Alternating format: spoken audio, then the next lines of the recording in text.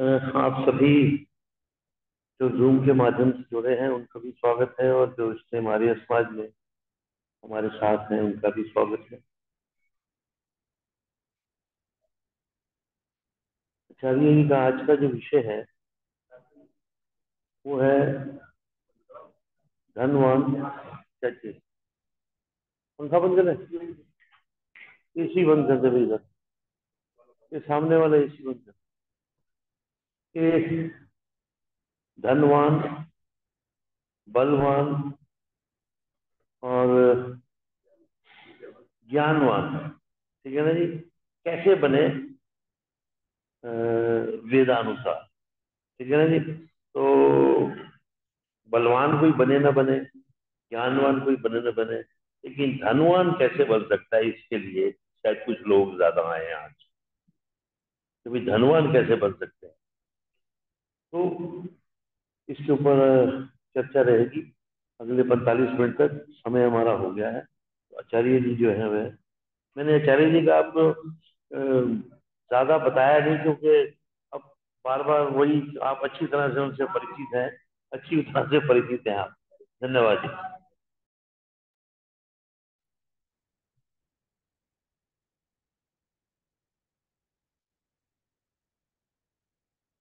एक बार आप सभी लोग मेरे साथ पवित्र गायत्री मंत्र बोलिए। ओ भूर्भुवः स्वाहा तत्सवितुर्वरेण्यं भर्गो देवस्य धीमहि धियो यो न प्रचोदयात्। ओ शन्नो मित्रः शं वरुणः शन्नो भवत्वर्यमा शन्न इन्द्रो बृहस्पतिः शन्नो विष्णुरुक्रमः। नमो ब्रह्मणे नमस्ते वायो त्वमेव प्रत्यक्षं ब्रह्मासि त्वामेव प्रत्यक्षं ब्रह्म वदिष्यामि ऋतं वदिष्यामि सत्यं वदिष्यामि तन्मामवतु तद्वक्तारमवतु अवतु मामवतु वक्तारम्। यं ब्रह्मा वरुणेन्द्ररुद्रमरुतः स्तुन्वन्ते देव्यैस्तवैर्वेदैः साङ्गपदक्रमोपनिषदैर् गायन्ति यं सामगाः। ध्यानावस्थित तद्गतेन मनसा पश्यन्ति यं योगिनो यस्यान्तं न विदुः सुरासुरगणाः देवाय तस्मै नमः। त्वमेव माता च पिता त्वमेव त्वमेव बन्धु च सखा त्वमेव त्वमेव विद्या द्रविणं त्वमेव त्वमेव सर्वं मम देव देव त्वमेव सर्वं मम देव देव। आदरणीय आचार्य श्री रामचंद्र जी शास्त्री, धर्माचार्य आर्य समाज प्रिंसिपल, इस समस्त कार्यक्रम के संयोजक और अनेक संस्थाओं के अधिकारों से विभूषित श्री अजय सहगल साहब, बहुत दिनों बाद कम से कम इस लेक्चर के बहाने मुलाकात होती है। आदरणीय पवन शास्त्री जी, मातृशक्ति, आर्य बंधुओं, आज का विषय है समसामयिक विषय। आज हम किसी को ये कहते हैं कि बच्चा पैरों पर खड़ा हो जाए, तो उसका मतलब होता है कमाना शुरू करना। यूं तो 2.5 साल का 1 साल का बच्चा ही पैरों पर खड़ा होने लगता है, लेकिन उसको तब तक पैरों पर खड़ा नहीं माना जाता जब तक जो है वो कुछ अच्छा पैसा कमाना शुरू नहीं करते।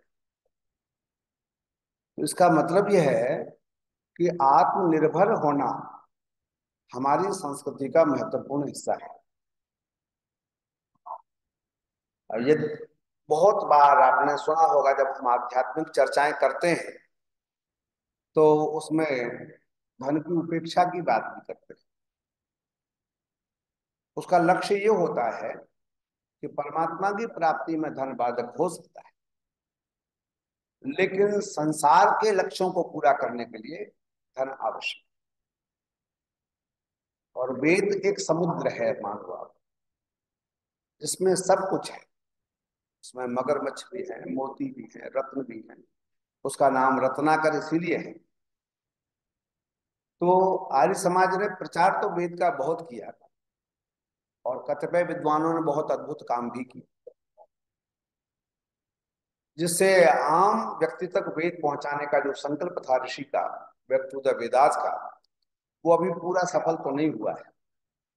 अभी मेरे पास डिमांड आती ही रहती है कि इंग्लिश वाला वेद भाष्य दीजिए। मैं सगर साहब को कष्ट देता रहता हूं। तो वेद की जानकारी की इच्छाएं तो बहुत है। जब मैंने भारतीय विद्या भवन में वेद अध्ययन आरंभ किया, डायरेक्टर से परमिशन लेने के बाद, तो उनको लगता था, बोले वेद पढ़ने आएगा क्या कोई? पर मैं देखता हूं प्रत्येक वर्ष 43-45 स्टूडेंट्स वेद के लिए, जिनमें एक भी आर्य समाजी नहीं होती। इसलिए कह रहा हूं कि हम तो सबके लिए आमंत्रण देते हैं, परंतु वहां पढ़ने वाले वो लोग हैं जिनके मन में ये बात है कि वेद क्या है। एक पुस्तक लिखी है वेद बागीश जी ने, वेदानंद वेद बागीश, सत्यानंद वेद बागीश, राजस्थान का। वेद सहाय निधि, आप लोगों ने पढ़ी हो, नहीं तो अपने आप पुस्तकालय में मंगा के रखिएगा। लगभग जीवन की सभी समस्याओं के लिए वेद मंत्र को उन्होंने आकलन किया। निराशा है तो आशा के लिए, निर्धन है तो धन के लिए, अज्ञानी है तो ज्ञान के लिए। जहां जहां जो जो आवश्यकता मनुष्य महसूस करता है जीवन में, संतान के लिए, ये सारे विषय उन्होंने दिए। परंतु शायद जब उनकी पुस्तक प्रकाशित हुई उसके बाद बहुत लंबे समय तक वो नहीं चले। उन्होंने बड़े बड़े ग्रंथ व्याकरण के भी लिखे। बड़ा अद्भुत विद्वान हमारा हुआ। उन्होंने वेद में से छांट के सब कुछ रखा।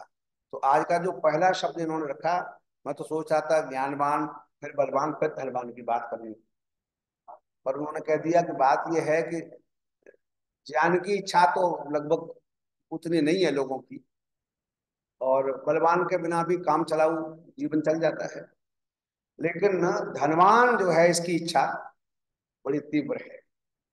तो इसके लिए मैं आपको बता दूं कि हमारे यहाँ पुरुषार्थ चतुष्टय का उल्लेख है। पुरुषार्थ चतुष्टय का मतलब होता है पुरुष के 4 प्रयोजन हैं। पुरुष का अर्थ मानिए प्रयोजन 4 प्रकार का है: धर्म, अर्थ, काम और मोक्ष। केवल समय का इतना फर्क हुआ है कि हमारा जो लास्ट वाला उद्देश्य है, प्रयोजन है, वो तो लगभग छूट गया है। मोक्ष की इच्छा ही नहीं। हाँ, अर्थ की इच्छा और काम की इच्छा ये बलियसी है। बलियसी इस दृष्टि से कि अगर हमारे पड़ोस की कोठी वाला, हमारे पड़ोस के मकान वाला हमसे बड़ा वाहन खरीद लाए, तो हमारे दिमाग में तुरंत एक नई इच्छा पैदा होती है, डिजायर पैदा होती है कि हमारे पास कम से कम इससे बड़ी नहीं तो इतनी बड़ी तो होनी चाहिए। ये जो प्रतिस्पर्धा है वो पहले ज्ञान में भी होती थी, धर्म में भी होती थी, अर्थ में भी होती थी, काम में भी होती थी और मोक्ष में भी होती थी। लेकिन अब प्रतिस्पर्धा, ज्यादा ही थोड़ी देर बात करें। अब प्रतिस्पर्धा केवल अर्थ की और काम की रह गई। जब लक्ष्य ही जीवन का ये हो गया कि हम किस तरह से जीवन भर धन कमाए। एक बात है आपको, हमारे शास्त्रों में धन के कमाने का विरोध कहीं भी नहीं। उसके सारे मंत्र मैं आपको सुनाऊंगा। उन्होंने लिखा, एक मैं नीति का एक श्लोक आपको सुनाता हूं। आवृत्यो श्रियम अन्विच्छेद ना मंडे दुर्लभाम इमा। आवृत्यो, मृत्यु पर्यंत धन प्राप्त करने की इच्छा रखनी चाहिए और इसको दुर्लभ नहीं मानना चाहिए।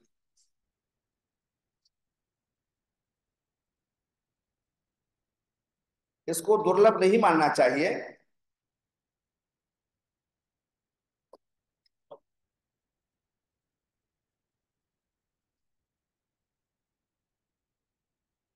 परंतु वेद क्या कहता है? क्योंकि हमारे सैगल साहब ने बीच में जोड़ दिया कि वेदों के अनुसार। तो देखो, ऋषि दयानंद ने 8 मंत्र प्रार्थना उपासना के लिखे, स्तुति, प्रार्थना और उपासना। उसमें देखिए प्रार्थना का क्या भाव, मंत्र देखिए।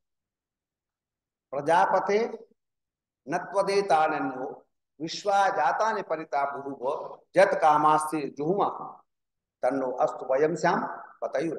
अस्तु वयम श्याम पतयुरेणम। वयम रईणाम पतय श्याम। हम धन और ऐश्वर्यों के स्वामी बने। स्वामी जी का अर्थ करो। धन और ऐश्वर्यों के स्वामी बनने की प्रार्थना प्रातःकाल के मंत्रों में की गई। जहां यात्मदा बलदा यस्य विश्व उपासते और तमाम प्रार्थनाएं की गई, उसमें यह भी प्रार्थना आवश्यक है, छठा मंत्र है कि हमको प्रभु धन और ऐश्वर्यों का स्वामी बने। एक नहीं, आप और तमाम मंत्र हैं। आचार्य जी हर बार आशीर्वाद देते हैं। इंद्र ज्येष्ठान द्रविड़ान। वेद के लिए कुछ शब्द, वेद में धन के लिए लगभग 3 शब्दों का प्रयोग बहुत ज्यादा हुआ है। धन शब्द का प्रयोग कम हुआ है। एक है रई और एक है द्रविड़। ये रई क्या है, द्रविड़ क्या है, ये कैसा धन है जो सीधे धन शब्द का प्रयोग न करके, जब, और वहां भी आपने देखा तो अर्थ शब्द का प्रयोग है। अग्निना रई मसरवत पोषमेव दिवे दिवे। प्रतिदिन हमारे जीवन के पोषण के लिए अग्निना रई अश्नवत, अब अग्नि के द्वारा धन को प्राप्त करें। उन्होंने, आचार्य जी ने तो ये कहां तक लिखा है कि वायु से धन, पृथ्वी से धन, अग्नि से धन, सबके मंत्र दिए। पुरुषार्थ से धन और धन से धन, इन सब के मंत्र निकाल के रखे। मैं सिर्फ इतनी बात आपको बताना चाहता हूं, धन बहुत महत्वपूर्ण है, परंतु अलग अलग शब्द प्रयोग किए। वयम श्याम पतयु रईना में कहा कि हम धन और ऐश्वर्यों के स्वामी बने, तो धन के साथ रई का दूसरा अर्थ भी बता दिया, ऐश्वर्य। ऐश्वर्य और द्रविड़ शब्द का अर्थ देखिएगा।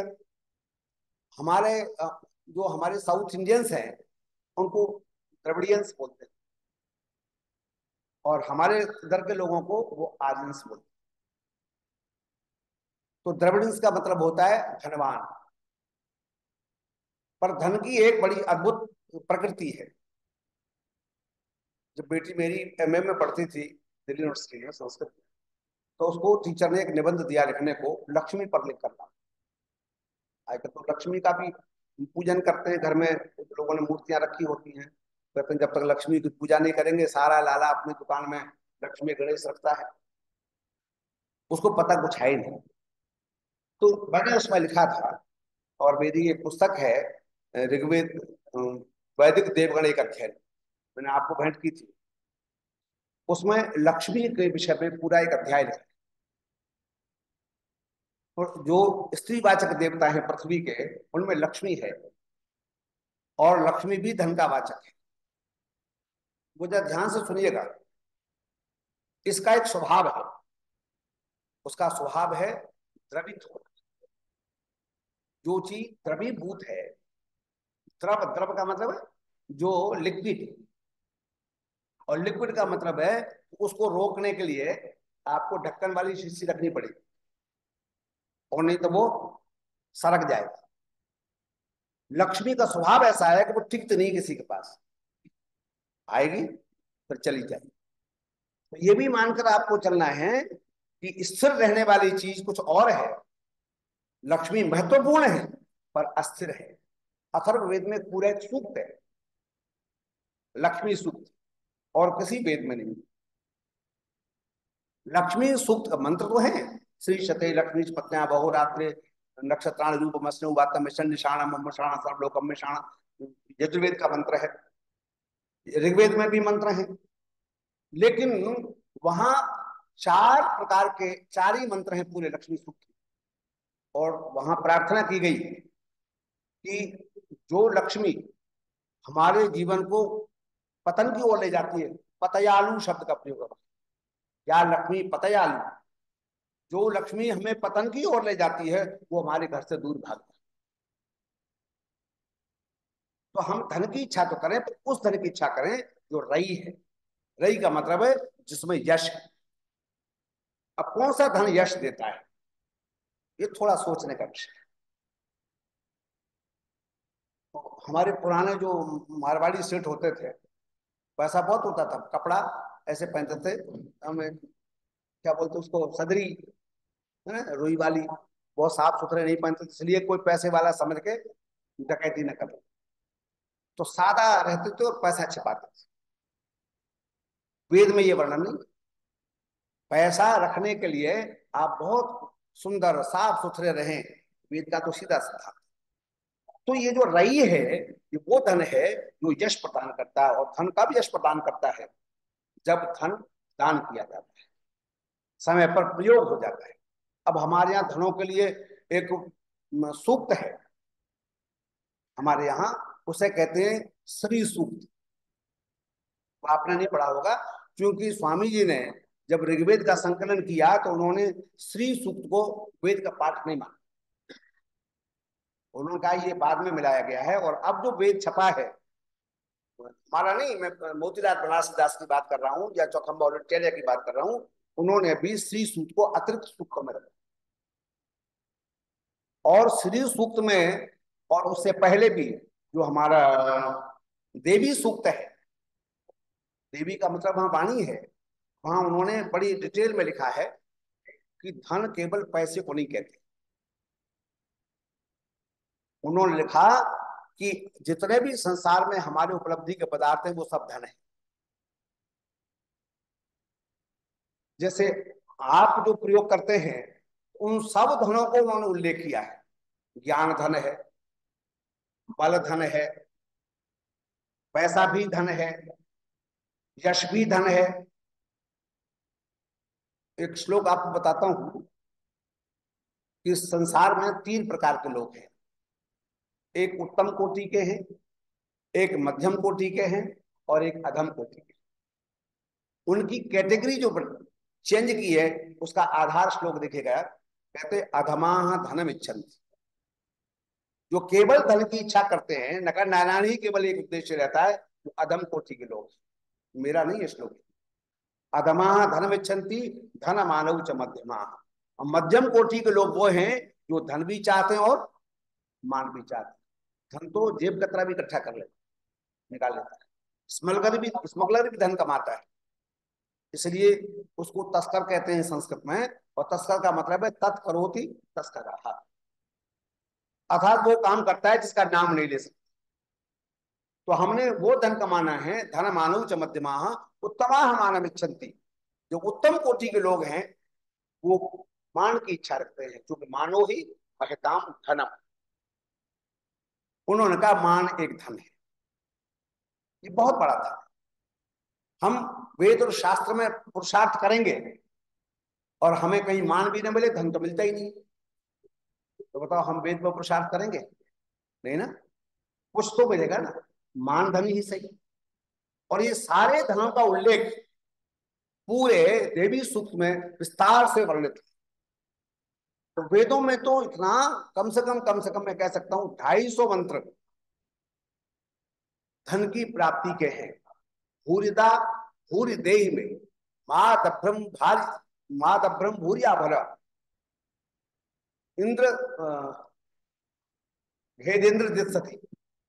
उसमें कहा कि भूरिदा भूरि देहि नो, हे प्रभु आप भूरिदा है, बहुत कुछ देने वाले। भूरि देहि नो, मुझे बहुत दो, थोड़ा नहीं मांगा।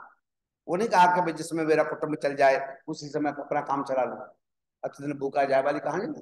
वेद कहता है भूरिदा भूरि देहि नो मातभ्रम भूरि आभर। मैं कम नहीं चाहिए मुझे, मैं पूरा भरा पूरा व्यक्ति रहूं। हम बेटी की शादी करने जाते हैं तो एक चीज तो देखते हैं, है ना, तीन चीजें उसमें देखते हैं। एक देखते हैं वर, लड़का लड़की का जोड़। दूसरा देखते हैं घर, रहेगी कहाँ। और तीसरा देखते हैं जब। एक कहानी आती है कुमार संभव में कि पार्वती और शिव की जब शादी हुई तो शिव जी ने परीक्षा ली पार्वती, शादी तो मुझसे करने जा रही है, बहुत इच्छा रखती है, लेकिन इसको पता नहीं है। तो उन्होंने ब्राह्मण का रूप धारण करके और आके पार्वती से बोला, कहानी है समझने के लिए, ये मत सोचना मैं पुराण सुना रहा हूं, पर ये बात बहुत आवश्यक है। उन्होंने कहा कि बाबली हो, इसके घर का पता नहीं। वर का तो आलम यह है कि लंगोटा लगा के भस्म लगा के शमशान घाट में रहता, और घर इसका है ही नहीं, जो घर होता तो अपने घर में रहता, और पैसा इस पे है नहीं, लंगोटी बांधता है बेचारा, तो तुम क्यों शादी करो इससे? तब पार्वती ने बड़ा अद्भुत उत्तर दिया। उन्होंने कहा देखो, शादी केवल धन से नहीं की जाती, ये तो ठीक है शास्त्र में कहा गया है वर घर और जर, लेकिन उससे आगे और एक चीज है, वो है मन का मन। हम तीनों चीजें देख ले, लड़का सुंदर भी है, लड़की मेल खाता है, घर बहुत अच्छी कोठी है, और खूब कमाता है, लेकिन आपस में तालमेल नहीं कर सकता। मन दिल उसका बहुत संकीर्ण है, छोटा है, उसमें कोई समा नहीं सकता, बात बात पर बिछड़ जाता है। तो फिर परिणाम क्या होता है वो आपको पता ही है, रोज देख रहे हैं। जो कोर्ट्स में, कचहरी में ऐसी भीड़ लगी है, कभी आप लोग अगर जाए तो देख के आना, जैसे सब्जी मंडी में होती। मैं गलती से किसी वकील से मिलने गया था, तो मैं उधर के कोर्ट में चला, तो यहाँ बड़ी भीड़ है, यहाँ कौन सा मतलब? तो सब छोटी छोटी लड़कियां, भीड़ भीड़ लगी। वो उन लोगों की है जिन्होंने सर देखा, घर देखा, पर देखा, सब देखा भी नहीं, परंतु विचार नहीं। इसलिए हमारे यहाँ कहते हैं कि हमको धन तो कमाना है, लेकिन वो धन कमाना है जो यश देने वाला हो। प्रभु से हम प्रार्थना करते हैं बहुत कुछ कमाने की, अनेक मंत्र है। अब उसमें से एक टेक्निकल चीज मैं आपको बता दूं। जैसे मंत्र पढ़ा हमने, अग्निना रहीम अस्नवत पोषमेव दिवे दिवे। दिवे मानी प्रतिदिन, प्रतिदिन के लिए, प्रतिदिन के पोषण के लिए, दिवे दिवे पोषण, चतुर्थी का प्रयोग है। प्रतिदिन के पोषण के लिए अग्निना रहीम अस्नवत, अग्नि से धन कमा। अब वेद की गहराई का थोड़ा सा अंदाजा करके देखिएगा, क्या कहता है वेद, अग्नि से कैसे धन कमाओ। तब उनका अग्नि नाम है एनर्जी का। अग्नि किसका नाम है? एनर्जी का, शक्ति का। और शक्ति कई जगह बटी हुई है। ये ऊर्जा का स्रोत सबसे बड़ा कौन है? सूर्य है। जब से ये सृष्टि बनी है तब से लेकर आज तक, आप लोग तो देख रहे हैं, मैंने आज से करीब 50 साल पहले एक मैसेज पढ़ा था अखबार में, सावधान, पेट्रोलियम पदार्थ 30 ईयर्स चलेंगे, इसके आगे नहीं। तो एक दिन हमारे गुरु जी विश्वबंधु जी आ गए, आचार्य आर्य समाज के बड़े भारी विद्वान थे, आपने दर्शन किया। तो उन्होंने कहा कि मैंने गुरु जी ये तो लिखा है 30 साल में सब पेट्रोलियम खत्म हो जाएंगे। बोले ये तो पागलों का अखबार है। मतलब क्यों? उन्होंने कैलकुलेशन किया हुआ है कि जो हमारा उत्पादन है वो अगर इस लेवल से खर्च होगा तब डिफेंस कॉलोनी जैसे किसी कॉलोनी में एक आध कार हो तो मैं कह नहीं सकता, तब कारें नहीं होती, और बसें भी बहुत कम होती थी, ट्रक भी बहुत कम होते थे।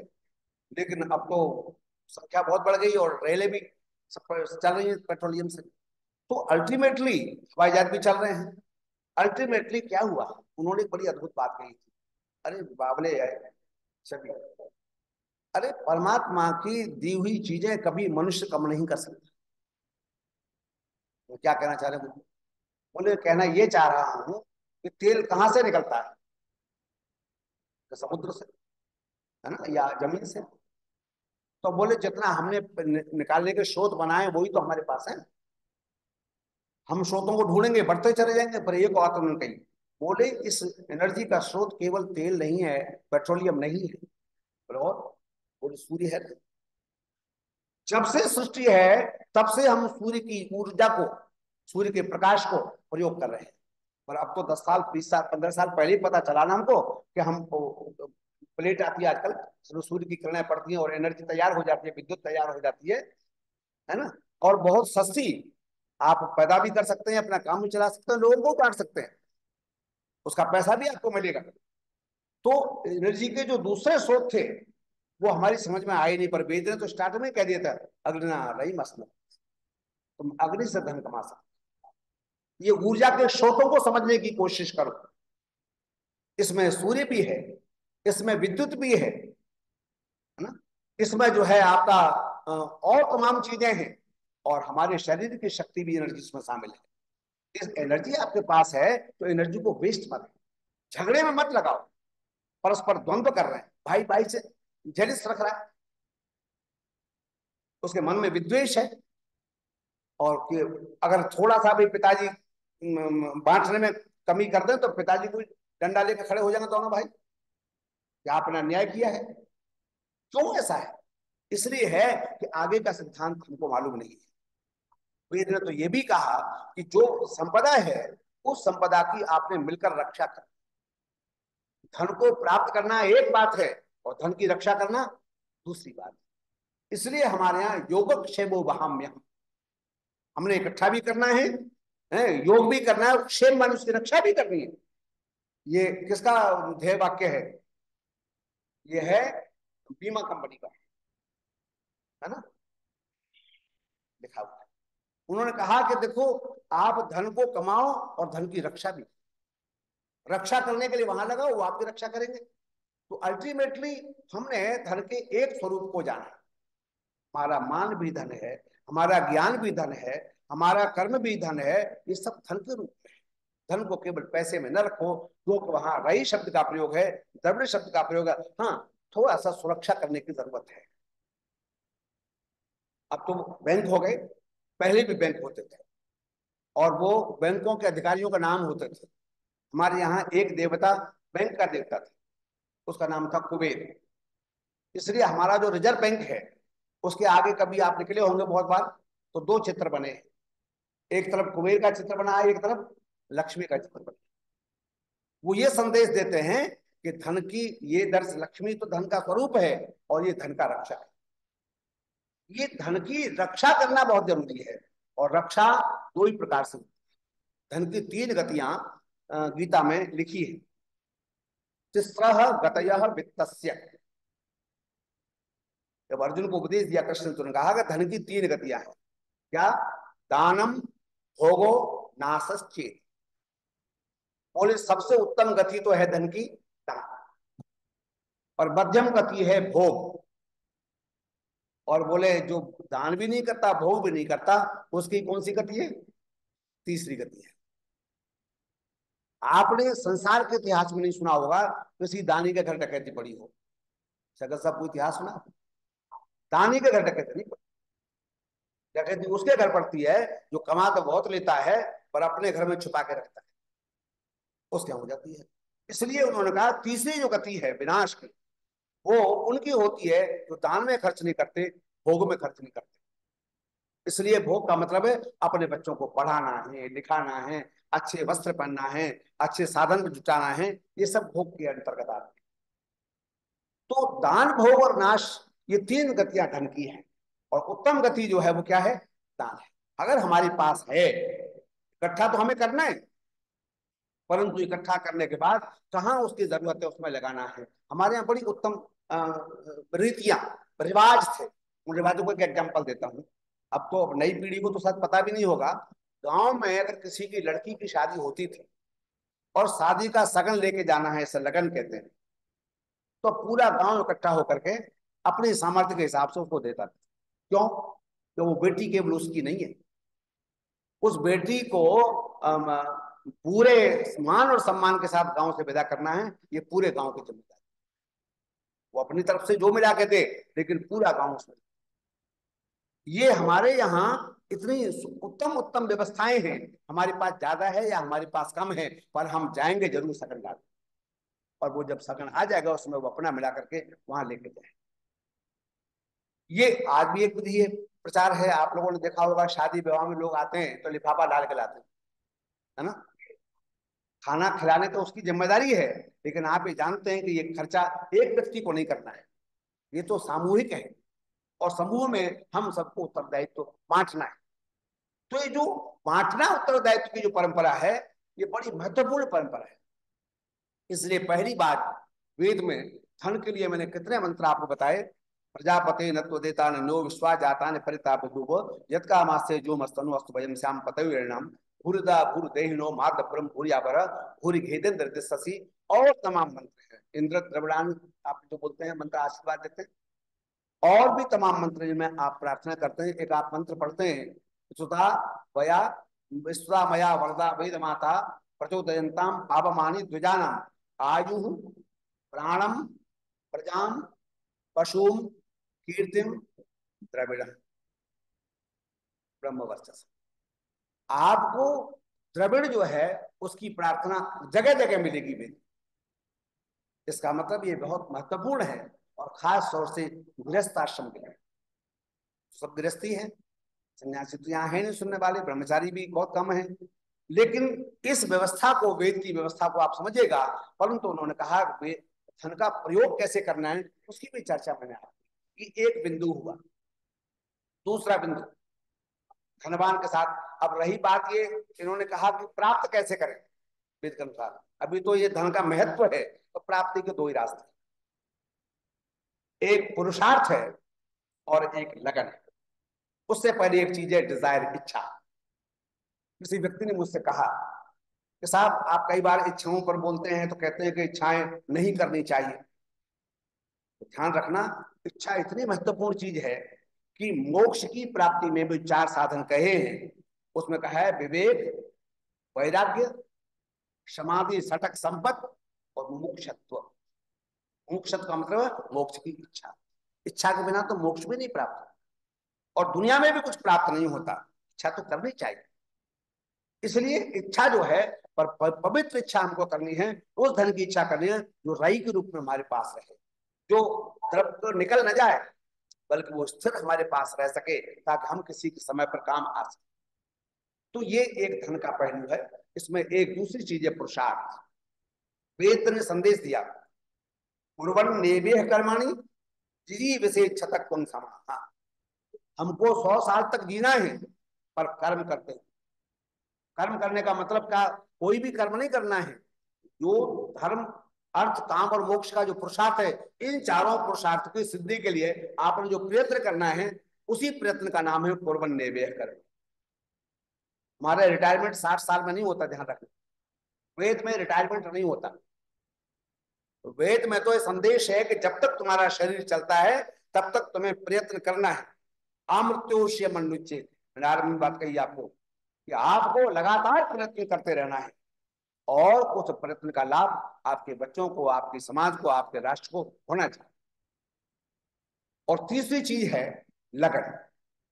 बिना लगन के, इसमें स्किल्स बहुत आवश्यक है। बिना स्किल्स के आपको इच्छाओं से काम नहीं चलेगा। मैं इच्छा तो रखता हूं कि मेरे पास बड़ी गाड़ी हो, लेकिन मेरे पास कोई स्किल ही नहीं है, मेरे पास कोई क्षमता ही नहीं है। वेद कहता है आपको स्किल्स तैयार करने हैं, और वो स्किल्स के लिए वेद में बहुत बहुत बड़े बड़े मंत्र हैं। तो उन मंत्रों का प्रयोग करने के बाद फिर इच्छा करने, पुरुषार्थ करो और परमात्मा पर छोड़ के प्रार्थना करो, क्योंकि फल उसके हाथ में है। उसके फलों को प्राप्ति के लिए प्रभु से प्रार्थना करो, आपकी इच्छा जरूर पूरी होगी। मेरा तो यह अनुभव है, मैं कभी असफल नहीं हुआ। हाँ, कठिनाइयां जरूर आती है, और कठिनाइयों के विषय में भी भर्तृहरि ने बड़ी एक सुंदर बात कही। बोले कुछ लोग हैं जो कठिनाइयों के, विघ्न के डर से काम आरंभ नहीं करते। कुछ ऐसे लोग हैं जो विघ्न आने पर कार्य करना छोड़ देते। और तीसरे प्रकार के एक और लोग हैं, विघ्नई पुनः पुनः पुनरपि प्रहंत प्रतिसंयमान, विघ्न बार बार भी आने के बावजूद भी उत्तम प्रकार के जो लोग हैं वो न परित्यजंती, अपने काम को छोड़ दे। तो टारगेट जो आपको बनाना है, उस टारगेट को पूरा करने के लिए दृढ़ संकल्प आपको रखना है, प्रयत्न करना है। ये धन की प्राप्ति के कुछ सूत्र मैंने जो आपके सामने कहे। अब दूसरी चर्चा करते हैं। जो 3 बातें दी हैं तो तीनों का थोड़ा थोड़ा उल्लेख तो हो जाए। धनवान, बलवान। तो हमारे शास्त्री कह रहे हैं बलवान में फिर आप जरा सात्विक वात्विक की बात मत करना। मैं करना ना, मैं तो वही कहूंगा जो ऋषि कहता है, जो वेद कहता है। तो बड़ा ध्यान से सुनिएगा, बलवान क्या है। बलवान के लिए 3 चीजें हैं। एक महत्वपूर्ण चीज है संयम, जिसे वेद में कहते हैं ब्रह्मचर्य। राजा के लिए भी ब्रह्मचर्य आवश्यक बताया। ब्रह्मचर्य राजा राष्ट्रम विरक्षति, वेद का कि ब्रह्मचर्य से राजा राष्ट्र की रक्षा करता है। ब्रह्मचर्य कन्या युवानम विंदते पतिम, ब्रह्मचर्य से लड़की या लड़का पति या पत्नी को प्राप्त करता है। और बहुत से एग्जाम्पल है, पूरा ब्रह्मचर्य सूक्त है अथर्ववेद। तो एक तो ये चीज है। दूसरी एक चीज और, धन ज्ञान, उसके लिए आपका 3 चीज आवश्यक है। एक है भोजन, एक है व्यायाम, और एक है शयन। सोना, व्यायाम करना और उत्तम भोजन करना, ये 3 चीजें स्वास्थ्य को उत्तम रखने के लिए महत्वपूर्ण है। अब भोजन के लिए एक अलग शास्त्र है, उसमें आपको मैं बता दूं कि शक्ति प्राप्त करने के लिए आवश्यक नहीं है हम मांसाहार करें या दूसरी चीजों का प्रयोग करें। आप सारे विश्व में आज इतना शक्तिशाली कोई पहलवान नहीं हुआ जितना राममूर्ति थे। राममूर्ति ने अंग्रेज गवर्नमेंट से कहा कि मैं रेल रोक सकता हूं, आप मुझे परमिशन दें।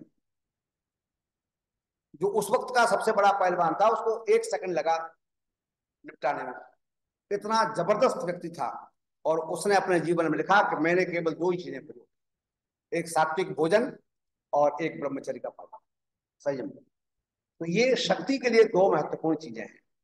भोजन बल बलयुक्त हो, ताकत वाला हो। जैसे अब बड़ी उम्र हमारी हो गई है, आपके किस काम आएगा, तो वही मैं आपको बता देता हूँ। आपके शक्ति की संचय के लिए एक शास्त्र है पूरा, उस शास्त्र का नाम है आयुर्वेद शास्त्र। आयुर्वेद का मतलब है आयु के विषय में जो ज्ञान देता है। आयु वेत्ति जना, आयु विषय वेत्ति जना, ये न शास्त्र तब आयुर्वेद ज्ञान।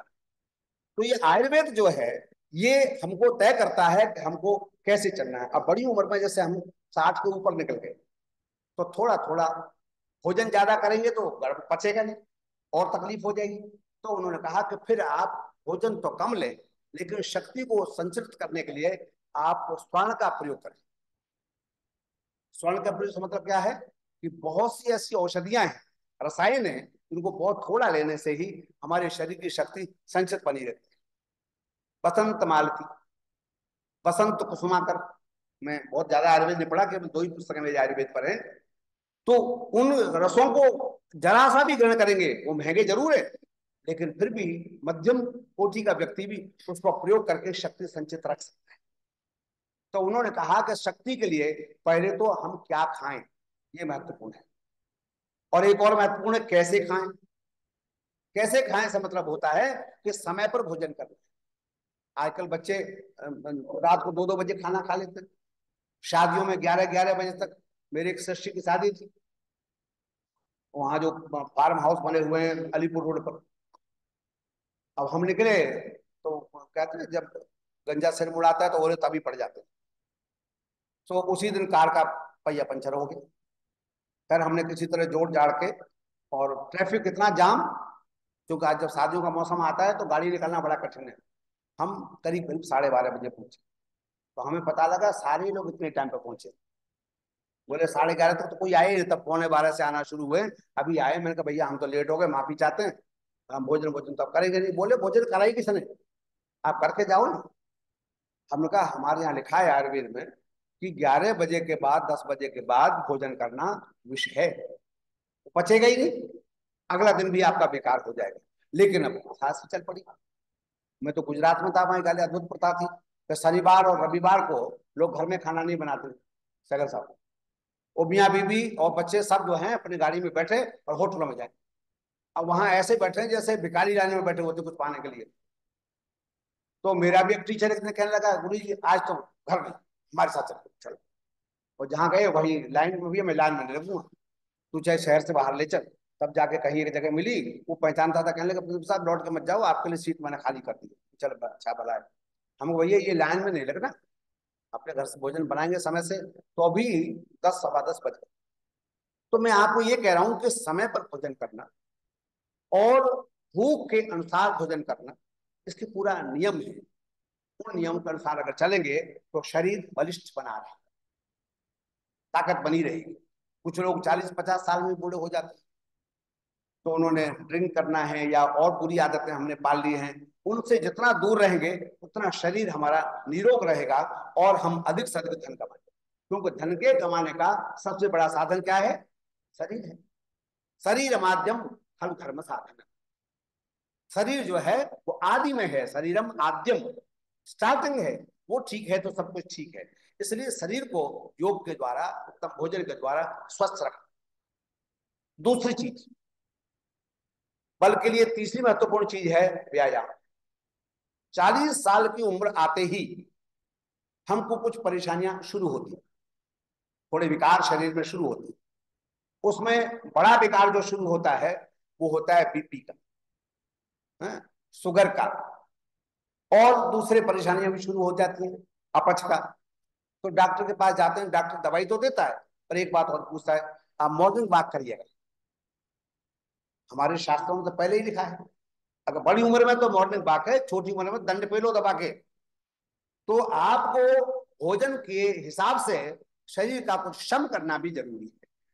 और तीसरी चीज जो महत्वपूर्ण है वो है शयन, सोना।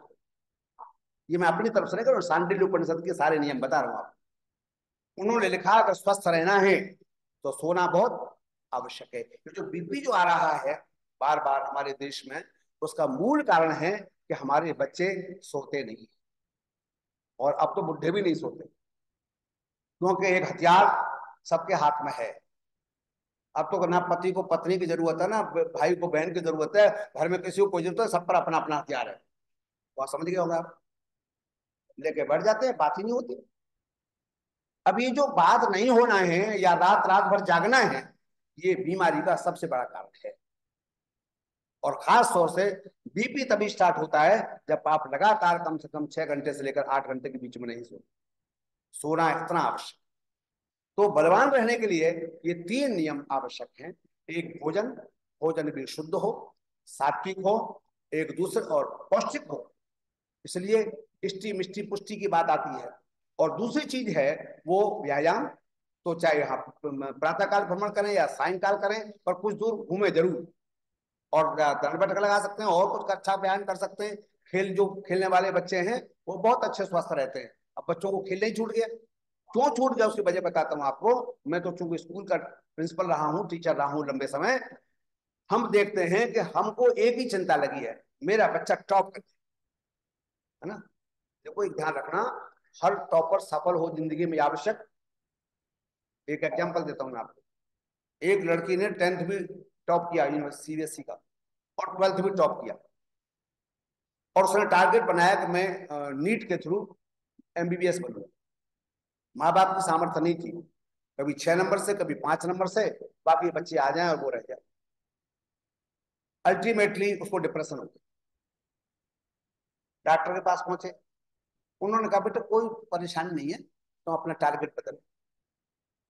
हमने टारगेट भारी कर दिया, सामर्थ्य हमारी कम है। देखो जिनके पास पैसे की सामर्थ्य है, आपका नाम डॉक्टर आसानी से बनता नहीं है, 1 करोड़ रुपए लगता है कम से कम। तो उतना पैसा अगर नहीं है तो आप उस प्रोफेशन को मत सेलेक्ट कीजिए, आप वो करिए जिससे इजी गोइंग आप कर सकते हैं, उधर तय बनाइए, और फिर मौका लगता है तो वो भी कर लीजिए, कोई समस्या नहीं है, अपने आप स्वयं समर्थ है तो।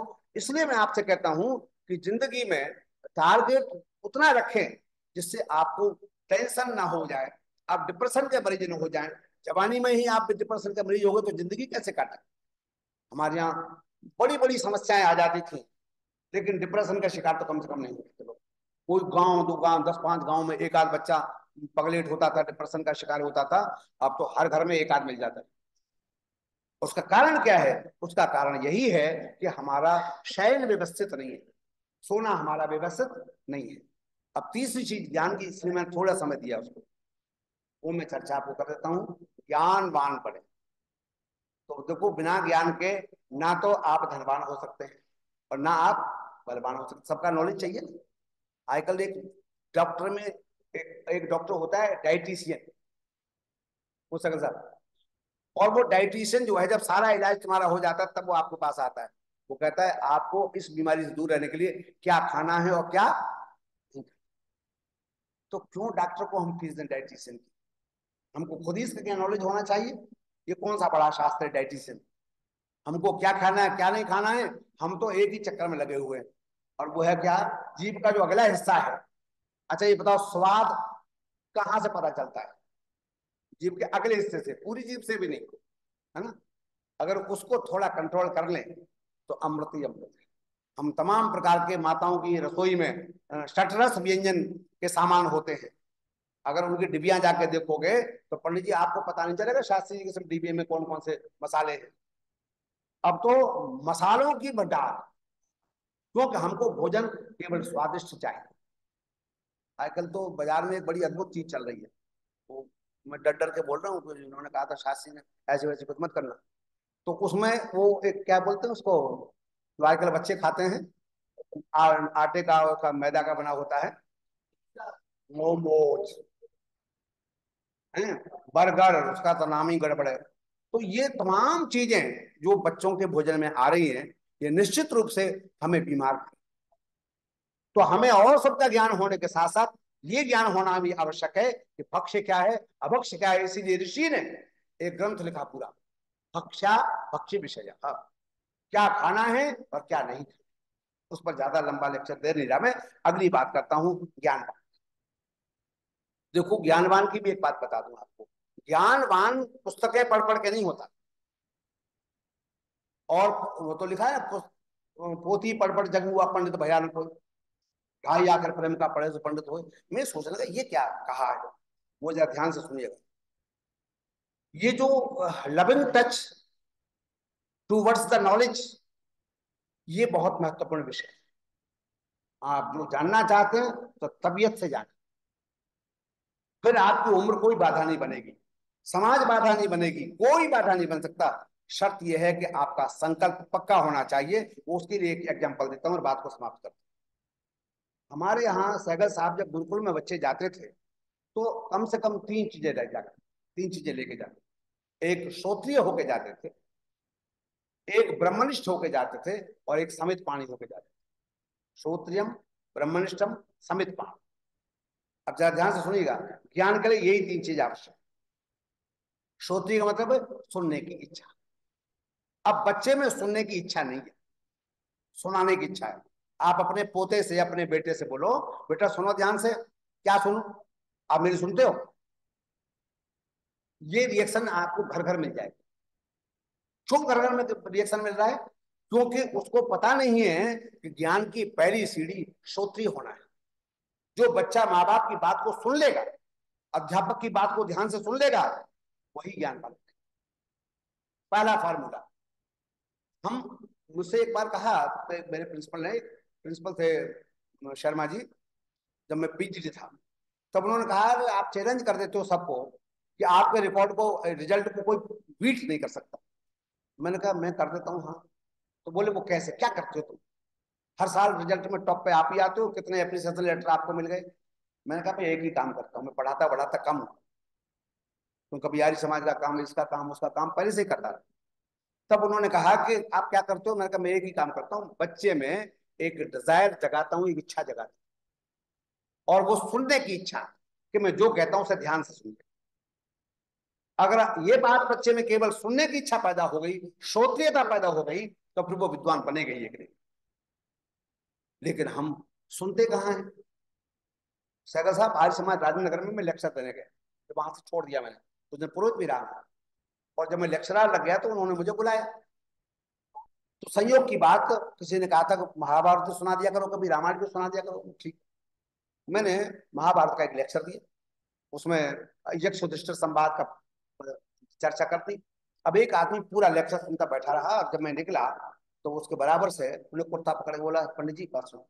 बोलो। बोले आपको वेद नहीं आता? या तो बोले आपने महाभारत क्यों सुना है? मैं चलो कोई बात नहीं, अगली बार वेद सुना देंगे, पर ये बताओ महाभारत में तुमने क्या सुना? बोले ये तो मुझे पता नहीं, आपने क्या बोला, पर इतना पता है वेद नहीं बोला। मेरी बात समझ गए ना?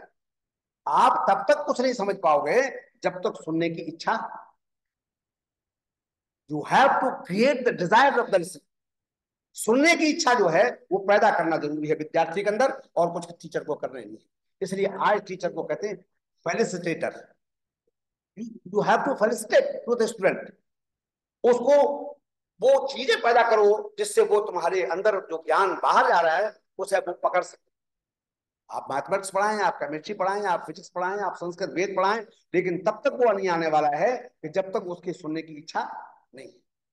इसलिए हम ये जो सत्संग करते हैं इसमें भी एक इच्छा जागृत करते हैं, तो भैया जो हम सुन, बोलने वाला बुला रहे हैं उसको सुनना पसंद करोगे? तो ये ध्यान रखते हैं कि उसको सुनना पसंद करते हैं लोग, उसको बुलाते हैं।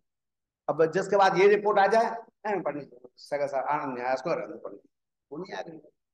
तो एक श्रोत्रियता जो है वह पहला गुण। दूसरा ब्रह्मनिष्ठम, ब्रह्म का मतलब है वेद, ब्रह्म का मतलब है परमेश्वर, ब्रह्म का मतलब है ज्ञान। अच्छा गलत तो नहीं दे रहा हूं? ये तीन अर्थ हैं उसके। अब ये विज्ञान के प्रति निष्ठा, जब इच्छा जागी, सुनने की इच्छा जागी, तो और सुनना है, और सुनना है, उसको और डीप में जाना है, और डीप में जाना है। इसी का नाम क्या है? ये है निष्ठा, ब्रह्मनिष्ठा। और अगली चीज क्या है? श्रोत्रियम ब्रह्मनिष्ठम समित पाणी। बस लास्ट बात कह के समाप्त कर। समित पाणी क्या है? समित कहते हैं समिधा को, लकड़ी को, और पाणी कहते हैं हाथ को। गुरुकुल में जब बच्चा जाता था तो हाथ में लकड़ी लेके जाता था। तो गुरुजी ने पूछा, ये भैया लकड़ी क्यों लाए हो? उन्होंने सोचा हो सकता है हवन होता है गुरुकुल में, इसलिए समझा ले आया हो। तो बोले गुरुजी मेरे पिताजी ने कहा था कि तुमको समित पानी होके जाना है, तो मैं समझा ले आया पानी। उनका सुन लो ध्यान से, किस लकड़ी में कौन सी लकड़ी समिधा है? तो शास्त्री समिधा की डेफिनेशन है सम सम प्रकार इध्यते यासा समिधा, जो अच्छी तरह से प्रज्वलित हो जाए, आग ऐसी लगे कि पूरी समिधा राख हो जाए। अब उसमें वो जो पोली समिधाएं होती है, इसमें पीपल है, इसमें आम है, इसमें बड़ है, और दूसरे तमाम शमी है, इन समिधाओं को पलाश है, तो इन समिधाओं का उल्लेख किया। अब वहां क्या कहता गुरु आचार्य पूछता है, ये समिधा क्यों लाए हो? बोली पता नहीं गुरु जी। सुनो ध्यान से, इस समिधा में अग्नि तब प्रदीप्त होगी जब कृष्ण तो ये भूल जाएगा कि मैं राजघराने से आया हूं, और सुदामा ये भूल जाएगा कि मैं गरीब। दोनों तुल्य होकर के समिधा होकर के सुनेंगे। गुरु की कही बात अंदर तभी जाएगी जब हम अपने को समिधा कर ले। इसलिए समिधा लेके आए हैं। हम जब अपने को समिधा कर लेते हैं तब हमारी बात समझ में आती है। जब आप कहीं भी जाएं तो पहले ध्यान से सुने। खंडन की बात आरंभ में नहीं करनी। अगर कोई बात सिद्धांत के बाहर भी है तो you have to note down on the notebook, लेकिन आपको बहुत ही सावधानी पूर्वक सुनना है। तो सुनने के तीन सिद्धांत है विद्वान बनने के, ज्ञानवान बनने के। एक सिद्धांत है सुनने की इच्छा होना, दूसरा सिद्धांत है निष्ठा होना गहरी, और तीसरा सिद्धांत है समित पानी होना। और तीनों एक दूसरे के वाचक हैं। और ये बात जब होती है तो व्यक्ति जिस विषय को भी पढ़ेगा उसका ज्ञानी। ये छोटी सी चर्चा मैंने आपके बीच में की, आशा है आप लोग लाभान्वित होंगे। और और आगे जब विषय आप देते हैं उसकी चर्चा में करते हैं।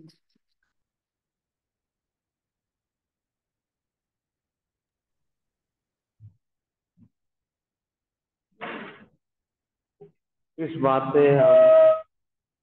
हमने बड़ी अच्छी तरह से सुन लिया कि वेद में बहुत छूट दे रखी है, ऐसा खूब कमाओ।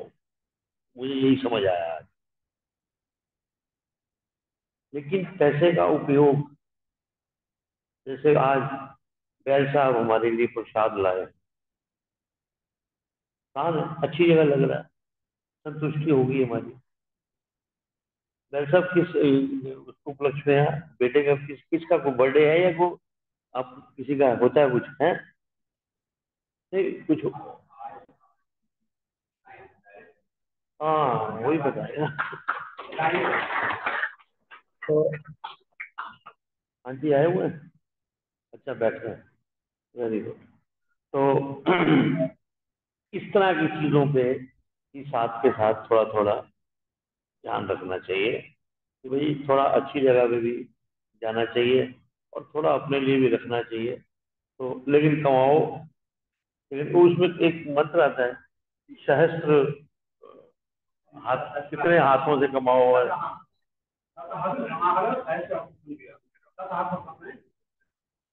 हिंदी में समझाओ ना।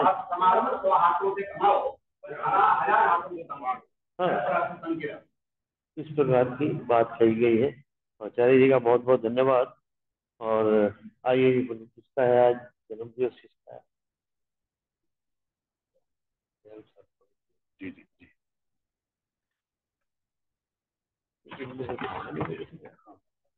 जीवन साहब की ओम ओम ओम। आज हम हमारे श्री अजीत चौहान जी, जो श्री अशोक चौहान साहब के 21 नंबर के सुपुत्र हैं, उनका जन्म उत्सव के उपलक्ष्य में वेद के मंत्रों से पाठ करते हैं। उनकी 27 के लिए परम पिता परमात्मा से प्रार्थना करते हैं। और हमारे श्री एस के भैरसा और पूज्य श्रीमती बहन जी, आपकी 59वीं वैवाहिक वर्षगांठ, और ये बड़ी उपलब्धि है आपके जीवन की कि बड़ी श्रद्धा से आप दोनों ही सत्संग में आते हैं, बच्चे भी सत्संग में आते हैं। तो ये भगवान की आपके ऊपर महान कृपा है। मैं पीछे गया था एक परिवार में, हिरमाचल सेठी में 65वीं वर्षगांठ मनाई वन विभाग। तो वो डिफेंसी ब्लॉक में रहते हैं, तो बड़ा अच्छा लगता है। इसलिए आर्मी वाले तो, फोर्स वाले कोई बूढ़े होते ही नहीं है, सदा जवान रहते हैं। और हमारी भगवान से यही प्रार्थना है कि आप दोनों जने सदा हेल्दी रहें। मतलब है जो वहन करता है, हाँ, तो आपने जीवन में भारतीय आर्मी में रहते हुए अपने कर्तव्यों का पालन किया है। बड़े अच्छे संस्कार माता पिता से लिए हैं, उन संस्कारों को आगे बच्चों में दे रहे हैं। ये प्रभु की आपके ऊपर अपार कृपा है। तो आपके लिए और आयुष्मान अजीत चौहान जी के लिए हम ये शुभकामनाएं दे रहे हैं। ओम उत्तिष्ठ ब्रह्मणस्पते देवान यज्ञेन बोधय आयु प्राणं प्रजां पशुं कीर्तिं यजमानं च वर्धय।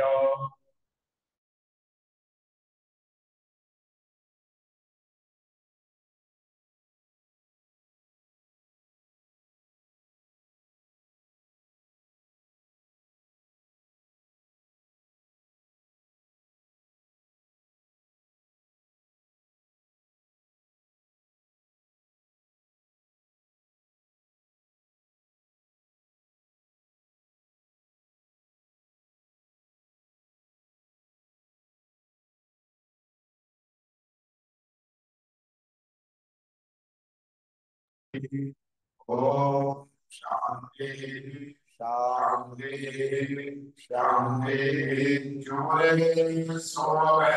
वैदिक धर्म